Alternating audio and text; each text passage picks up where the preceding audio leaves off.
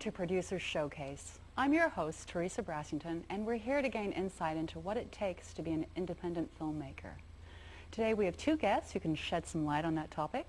The first is local filmmaker Clarke Smith, who wrote, produced, and directed the feature The Ethereal Plane.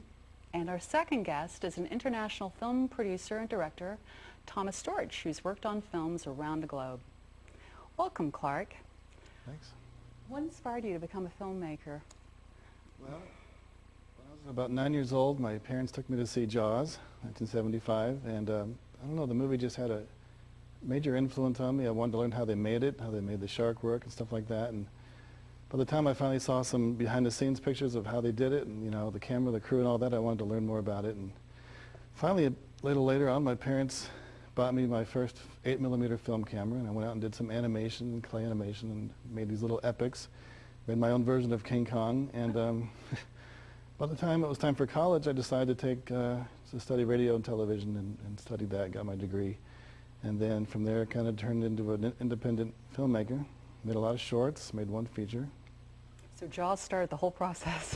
It's like still one of my favorite films of all time, and yeah, it started the whole thing and made me fall in love with Steven Spielberg. I'm still a big fan. He wasn't a household name back then, of course, but he is now. Where do you get your ideas for your films? Sometimes, especially when it comes to it, like doing shorts, I'll be inspired just by a location, like something that has a lot of charisma or interesting, if it's spooky or whatever. I kind of get ideas for just the stories from that. Other times, especially when it comes to like my feature, I'll find inspiration in another film that I love. For example, this feature I made was kind of inspired by The Matrix. The whole idea of a science fiction, high-tech science fiction, alternate universes, that sort of thing. So I didn't copy the movie, but I was inspired by it and decided to make my own sci-fi kind of epic. Gosh, Matrix seems like it'd be a tough film to copy. Yeah, more or less, but like I said, I didn't copy it, I just got inspired by it, and then went off on my own thing, so that's kind of where I found inspiration. How do you actually take your idea, like, oh, I've got this great concept for a film, take that idea and create a marketable film? Well, like I said, I did a lot of shorts, and when it came time to finally make a feature, I wanted to do something that was marketable, and I kind of, even though I'm an independent filmmaker, I try to make films that are commercial. They feel more commercial, more Hollywoodish than a typical independent film. Right. Because I do have an eye on marketing it and trying to make money on it and having it be seen by a mass audience.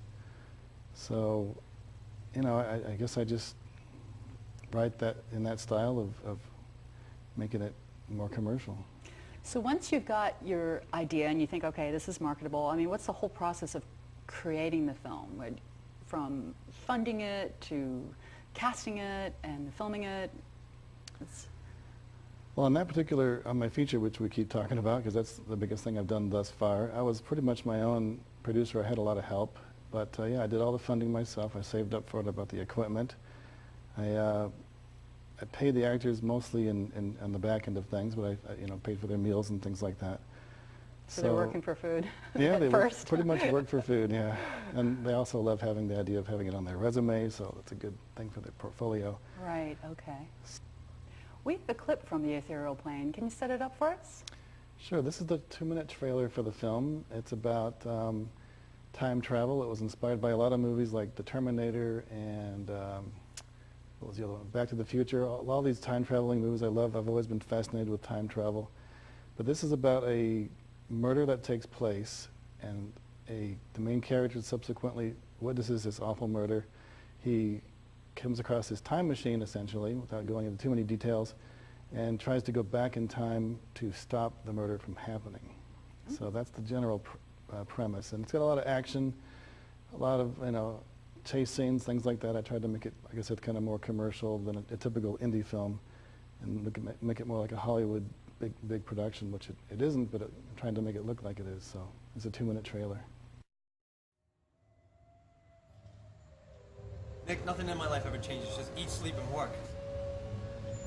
Did I send you after me? Did I send you? It doesn't make sense. What are you talking about? I don't even know you. Wait, shut up, they're coming. Yeah, hi.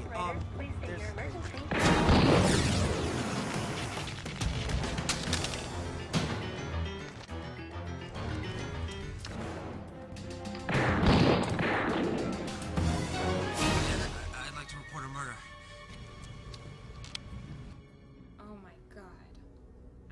believe he's dead. I knew he was in some sort of trouble, but he told me not to touch it or give it to anyone. This is getting weirder by the minute.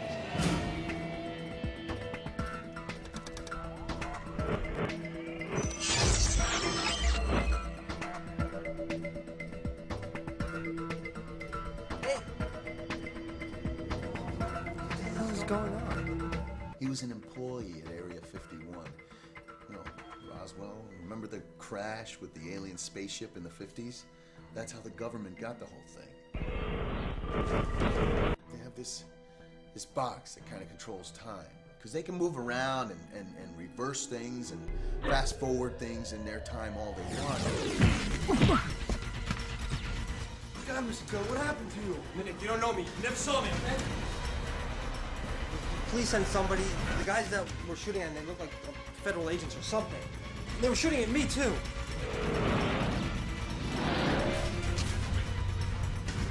How did you get this? We don't have time for this, right?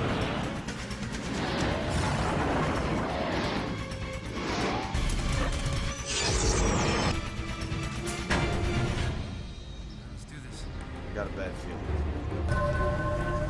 Move! Move! Give it to me!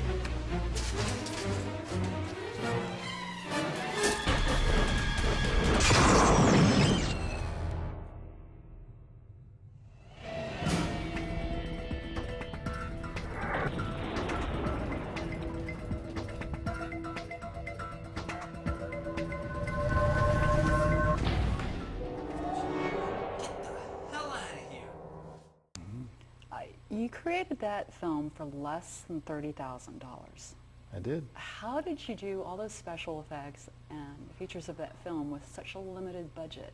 Honestly, the money didn't go towards the special effects. I did them all myself. I learned how to do After Effects, and so the money wasn't really in the effects. I learned it myself. The money was more about the equipment and paying the people a little bit, not a lot. And then, like I said, the equipment was primarily the biggest cost. I guess some of the other things were back-end costs like marketing. I, of course, made lots of DVDs in a big, in batch amounts. Sent them to film festivals and did different distributors. And then I got really lucky though, because I found an agent who was willing to market it for me and take a percentage of the profits, things like that. But that's pretty much where the money went. So quite a bit of money goes into marketing your film on top of your production cost? Ordinarily it would. I got lucky because she just takes a percentage. She does the work, my agent, and she got it distributed in a couple different foreign markets and a couple things here in America, like on Amazon, video on demand. But it didn't cost me that much because she took over, and well, I guess you could say it cost me in a sense because she took some of the profit for her work, for her services. But yeah, mostly was the equipment. Yeah. Oh, nice. We also have a second clip, and you've got special effects in that. Can you tell us about the next clip? This is a short film, about 15 minutes. I made it after the Ethereal Plane. I wasn't able to do any features for a little while, so I just did this couple different shorts just to keep my creative juices flowing. But this is about kind of set deep into the future, where these spaceships start to fall out of the sky because of power failing from solar power. It's a little bit influenced by the Stepford Wives, believe it or not, where people turn out to be robots and you're not sure who's human. So it's kind of a commentary on, it's kind of a satire, basically. But yeah, this has some special effects with UFOs crashing, and they're not ILM level special effects or whatever, but they're homemade and they're pretty cool, I think. How did you do the special effects? I taught myself a program called After Effects, and it's an awesome program for special effects, any kind of visual effects. We're not talking physical effects of things blowing up or gunshots or anything like that, but this is all digital CG effects. So you were able to create those flying saucers on your computer? Mm-hmm. Yeah, I would go out there and shoot these scenes of a person looking up at something that isn't there, of course, and figure out how to add it later. I've learned how to do a lot of handheld special effects, which is what I think really sells this effect shot, is when it's actually very shaky and handheld. Oh, and kind of like Blair Witch Project, right? Well, kind of like that, but like a movie that has like a creature or a ship in it with a handheld video camera. That, to me, that's what makes it really look realistic, and that's what I tried to do here by having it handheld for some of these shots. Oh my God, look!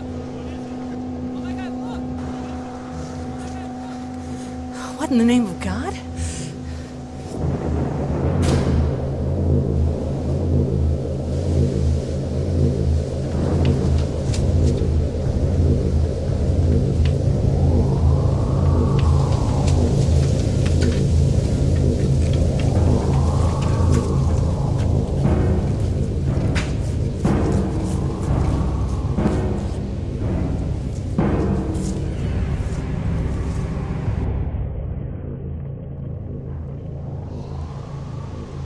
What's happening?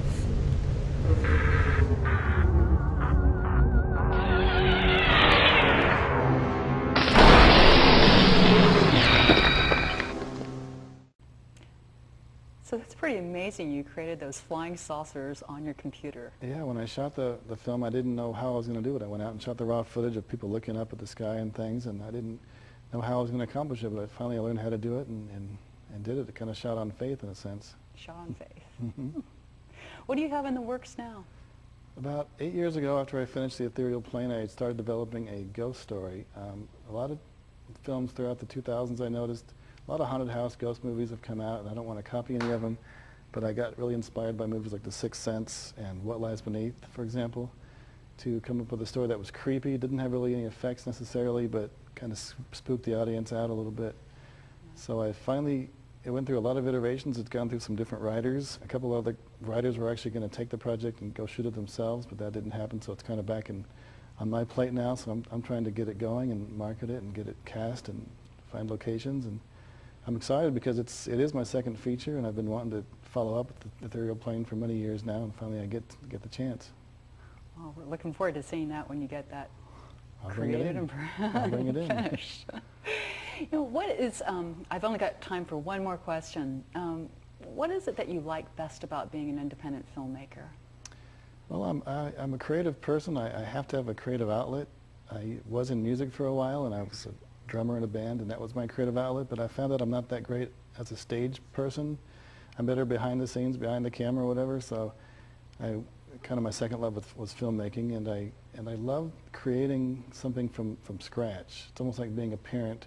When you have a kid, you know, with God's help, you end up with this awesome kid. But creating something from scratch, when I look back at my films, and if I hadn't made them, if I had given up on some of them, they wouldn't be there, and I can't even imagine not having them. So the idea of quitting in the middle of something, you know, I've never had to do that, but it just feels so good to create a product, a tangible thing that you made from nothing. Right, Nothing. from an idea To this and then film. it's a thing people can watch and enjoy. Well, thank you so much for being here and sharing your experiences. Thanks And for we're having me. looking forward to your next film. Indeed, thanks for having me.